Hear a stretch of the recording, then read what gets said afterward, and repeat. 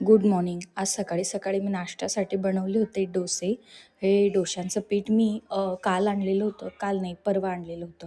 परवा आणलेलं होतं त्याच्यापैकी थोडंसं आहे ना हे शिल्लक राहिलेलं होतं. म्हटलं लागेल तसे बनवूया. तर मग मी आज सकाळी सकाळी नाश्त्याला काही कळत नव्हतं काय बनवायचं, कारण कंटिन्यू पोहे खाऊन खाऊन कंटाळा येतो. पोहे, उपमा. तर म्हटलं आज डोसे बनवू. आणि सोबत पिलूला जायचं पण होतं, क्लासला पण जायचं होतं. तर त्याला आहे ना हे 3 अंड्यांचं ऑमलेट पण बनवून पाहिजे होतं. मग याच्यामध्ये ना हे हळद, मिरची टाकली का प्रॉपर मिक्सच होत नाही. तरी मी भरपूर चमच्याने असं मिक्स करून घेतलं होतं. इकडे मग आमच्यासाठी पण मी असे डोसे बनवून घेतले आणि त्याला पण 2 डोसे पाहिजे होते तर ते हे दिले. आमच्या इथे माऊ आलेली होती. तुम्ही बघितलेच असेल, मी ऑलरेडी व्हिडिओ टाकलेली की तिचे पिल्लं आहे 4.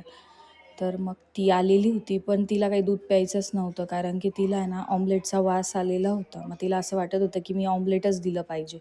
तर मी दूध देऊन पण आहे ना ती खूप नाटकं करत होती. म्हटलं जाऊ दे, नंतर मी कधी पण तिला वाटेल तेव्हा देतच असते. पण मग आता तरी हे बनवून झालं की मग म्हटलं थोडंसं देऊया. मग ऑमलेट छान बनवून घेतलं.